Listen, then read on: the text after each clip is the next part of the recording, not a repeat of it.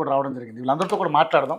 మరి కవిత గారు చేసినటువంటి ఈ ఆరోపణలు, ఎందుకంటే ఆవిడ నిజానిజాలతో మాట్లాడుతున్నానంటూ కూడా ఆవిడ ఒక రకమైనటువంటి పేపర్లన్నీ పట్టుకుని విత్ ప్రూఫ్ చూపిస్తూ మాట్లాడుతున్నారు. అదేవిధంగా ఆవిడ ఇప్పటికే చాలామంది మీద ఆవిడ ఎలిగేషన్ చేస్తూ ఉన్నారు. ముఖ్యంగా చూసుకుంటే హరీష్ రావు, అదేవిధంగా కేటీఆర్, ఇంకా ముఖ్యంగా కూకట్పల్లి ఎమ్మెల్యే మాధవన్ కృష్ణారావు, అదేవిధంగా మాజీ మంత్రివర్యులు మల్లారెడ్డి గారి మీద, అదేవిధంగా జగదీష్ రెడ్డి గారి మీద, అందరి మీద కూడా రకరకాలైనటువంటి ఇష్యూస్ ఆవిడ తీసుకురావడం జరుగుతుంది.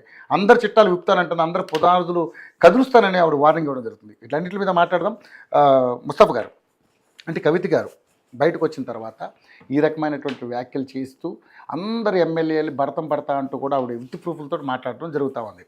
ఏంటి నిన్న అసలు ఆ ప్రెస్ మీట్ ప్రధానంగా పెట్టడానికి గల కారణం ఏంటి? ఎందుకంటే వాళ్ళ భర్త గారికి, అదేవిధంగా ఎవరో ఏవీ రెడ్డి గారికి సంబంధాలు ఉన్నట్టుగా కూడా బీజేపీ నుంచి ఎవరైతే మహేశ్వర్ రెడ్డి గారు కూడా మాట్లాడడం జరుగుతుంది. అదేవిధంగా వాళ్ళు మీ బీఆర్ఎస్ పార్టీకి అనుకూలంగా ఉన్నటువంటి పేపర్ ఏదైతే టీ న్యూస్లో కావచ్చు, అదేవిధంగా పేపర్లో కావచ్చు, నమస్తే తెలంగాణలో కావచ్చు, ఆవిడ మీద విషప్రచారం చేస్తున్నారంటూ కూడా ఆవిడ నిన్న చాలా ఫైర్ అయ్యారు. ఏంటి అసలు ఏం జరుగుతుంది? నమస్తే అండి. ఫస్ట్ అందరూ మీడియాలో పాల్గొన్నటువంటి మిత్రులందరికీ కూడా నమస్కారం. తెలంగాణ రాష్ట్రం ఏర్పడిన తర్వాత ముఖ్యమంత్రి కేసీఆర్ గారు ఉన్నప్పుడు ఎందరో నాయకులను లీడర్షిప్లో ప్రమోట్ చేసిన కేసీఆర్ గారు. అందులో ఉద్యమ భాగం నుంచి తెలంగాణ ఉద్యమం 2004లో వచ్చి అమెరికా నుంచి వచ్చి తెలంగాణ ఉద్యమం చేసి మరియు జాగృతి సంస్థను స్థాపించి ఈ రోజు వరకు కూడా తెలంగాణ ఉద్యమంలో కీలక పాత్ర పోషించినటువంటి నాయకురాలు కవితక్క గారు. అలాంటి నాయకురాలను పట్టుకొని ఈరోజు తెలంగాణ వచ్చిన తర్వాత ఆమె ఓటమికి కారణమైనటువంటి కొంతమంది బీఆర్ఎస్ నాయకులు, అదేవిధంగా బీజేపీతో పాటు కుమ్మక్కై ఆనాడు నిజామాబాద్ ఎంపీగా ఉన్నటువంటి కవితక్క గారిని ఓటమికి కారణమైనటువంటి బీఆర్ఎస్ నాయకులు కీలక పాత్ర అందులో పోషించారు. అందరు ఎమ్మెల్యేలు గెలుస్తారు. ఆ రోజు ఉన్నటువంటి అధికారంలో ఉన్నటువంటి ఎమ్మెల్యేలు అందరు గెలుస్తారు.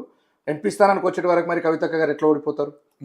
ఓటమికి కారణం అంటే ఓడిపోకూడదు, గెలవాలి అని దానికి ఏమైనా ఒక పర్టికులర్గా ఏమైనా ఉందంటారా?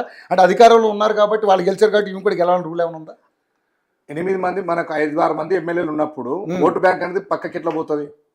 ఆమె కక్షపూరితంగానే ఆమెను ఓడగొట్టాలనే ఆమెకి ఎక్కడ పాపులారిటీ పెరుగుతుంది అన్నట్టు ఆలోచన చేసి ఈ రోజు ఉన్నట్టు కొంతమంది బీఆర్ఎస్ నాయకులు ఓడగొట్టారంట. బీఆర్ఎస్ నాయకులు ఓడగొట్టారు. ఆ రోజు తెలంగాణ కోసం పోరాటం చేసినటువంటి నాయకురాలను పట్టుకుని ఈరోజు ఓడగొట్టడం అనేది అవాస్తవం కదా. తెలంగాణ కోసం ఆమె చేసినటువంటి నాయకులు. అదేవిధంగా జాగృతి సంస్థ స్థాపించి ఈరోజు దేశ విదేశాల ప్రపంచంలో జాగృతి ఒక బోనం ఎత్తుకొని పోయి ప్రపంచ స్థాయికి ఈరోజు మన సంస్కృతి సాంప్రదాయాన్ని కాపాడి గుర్తు చేసినటువంటి ఘనత ఈరోజు మన ముఖ్యమంత్రి గారి కూతురైనటువంటి ఆనాటి ముఖ్యమంత్రి కూతురైనటువంటి కవితక్క గారితోనే సాధ్యమైంది. ఎందుకు ఈరోజు వస్తున్నట్టు అలగేన్స్ ఏంది? ఈరోజు ఎమ్మెల్యేలు కరెక్ట్ ఉంటే మాత్రం మనం ఈరోజు అధికారం సాధించకుండా బీఆర్ఎస్ పార్టీ కరెక్ట్ లేరు. ఈరోజు అవినీతికి పాల్పడ్డారు, అవినీతి ఆరోపణలు ఎదుర్కొన్నారు. తెలంగాణ వచ్చిన తర్వాత వీళ్ళు ఏం చేస్తున్నారు అనేది ఒకసారి సోయి తెచ్చుకోవాలి మనం కూడా. తెలంగాణ రాష్ట్రం ఏర్పడిన తర్వాత కవితక్క గారిని పట్టుకొని నోటికొచ్చిన మాటలు మాట్లాడుతున్నారు. లిక్కర్ స్కామ్ అని చెప్పారు. లిక్కర్ స్కామ్లో ఆనాడు ముఖ్యమంత్రి కేసీఆర్ గారు నా కూతురు ఎలాంటి తప్పు చేయలేదు, కడిగిన ముత్యంలాగా బయటకు వస్తాని చాలాసార్లు కూడా కేసీఆర్ గారు చెప్పిన మాట వాస్తవం ఈరోజు. ఎందుకంటే ఆమె ఎవరి కోసము ఈరోజు జైల్లో పడ్డదంటే ఒకసారి ఆలోచన చేయాలి మనం. ఎవరి కోసం పడ్డది? కేసీఆర్ గారి కోసం ఏమి చేయలేక ఆనాడు ఉన్నటువంటి బీజేపీ ప్రభుత్వం కానీ కాంగ్రెస్ ప్రభుత్వం కానీ ఆడున్నటువంటి కుమ్మక్కై ఈరోజు కవితక్క గారిని జైల్లో పెట్టిండ్రు. జైల్లో వేసిన తర్వాత జైల్లో పెట్టడం కూడా కక్షపూరితమైనది. అవినీతికి పాల్పడలేదు. మరి ఈ రోజు న్యాయస్థానాలు ఉన్నాయి కదా, న్యాయస్థానాల ద్వారా మాకేమొచ్చి మరి అవినీతికి పాల్పడలేనప్పుడు వాళ్ళకి సంబంధించినటువంటి ఫోన్లన్నీ కూడా ఎందుకు వాటిని ఎరగొట్టడం జరుగుతుంది? ఎందుకు ఆ ఫోన్కి సంబంధించినటువంటి ఆధారాలన్నింటినీ ఎందుకు స్మాష్ చేయాలి? ఆధారాలు ఏం చూడలేము. ఈ రోజు అది మనకు సిబిఐకి ఇచ్చినటువంటి ఫోన్లు అనేవి పలగొట్టలేరు. యాక్చువల్లీ ఫోన్ డెడ్ అయిపోయిన తర్వాత ఫోన్లు పక్కన పెట్టి ఆ రోజు కవితక్క గారు కూడా మీడియాకి ఇచ్చేసారు. సిబిఐకి విచారణలో ఫోన్లు అనేది ఇచ్చేసారు కవితక్క గారు ఆ రోజు. అలాంటివి ఆరోపణలు అనేది ఈరోజు ప్రతిపక్ష నాయకులు చేస్తున్నారు తప్ప కానీ ఇలాంటివి మాత్రం కవితక్క గారు ఎలాంటి తప్పు చేయలేరు.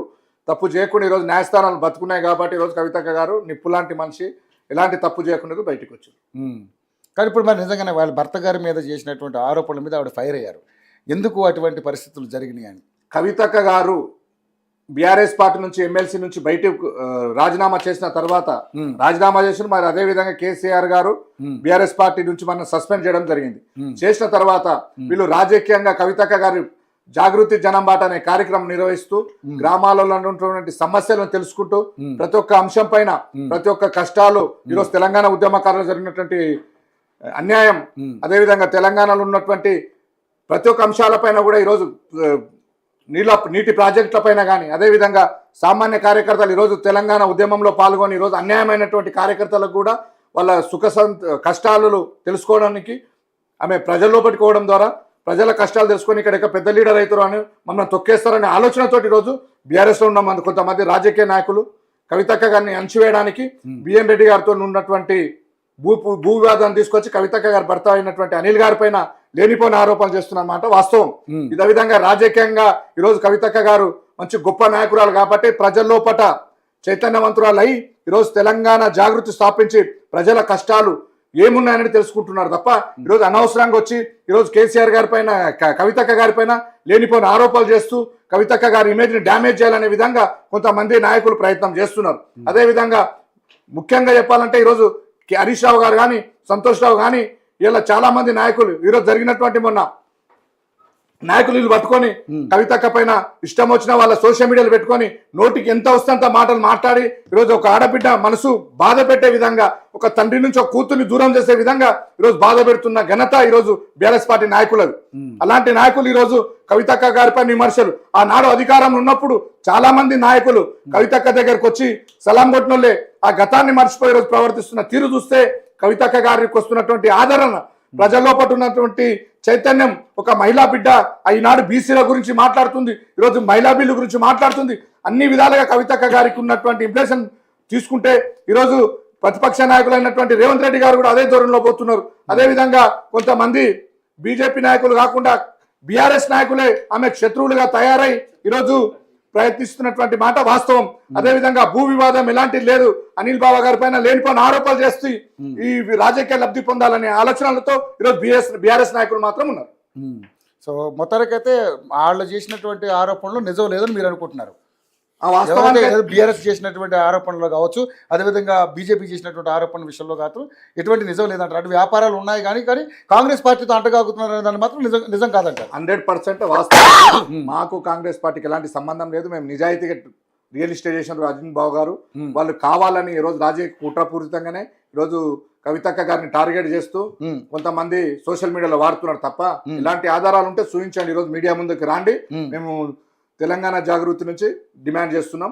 మీకు ఇలా వాస్తవాలు అన్నట్టు ఉంటే ఈరోజు తెలంగాణ ప్రజల ముందు పెట్టండి. మేము తప్పు చేసినట్లయితే మేము శిక్ష అనుభవించడానికి తయారున్నాం. ఈరోజు ఎలాంటి శిక్షనైనా తెలంగాణ జాగృతి నుంచి మాకు అధినేత కల్వకుంట్ల కవితక్క గారు ఆనాడు కడిగిన ముత్యంలాగా ఏ విధంగా వచ్చిన రోజు జైలు నుంచి ఈ రోజు కూడా ప్రజల లోపల కడిగిన పూర్తిగా బయటకు రాలేదులేండి. ఇంకా ఉంది, ఇంకా కథ ఉంది. ఇంకా జస్ట్ బెయిల్ మీద వచ్చారు ఆవిడ. బెయిల్ మీద వచ్చినా కూడా రాలేదు, ఇంకా ఉంది. కడిగిన ముత్యం లాగానే ఈరోజు ప్రజల లోపల తిరుగుతుండ్రు.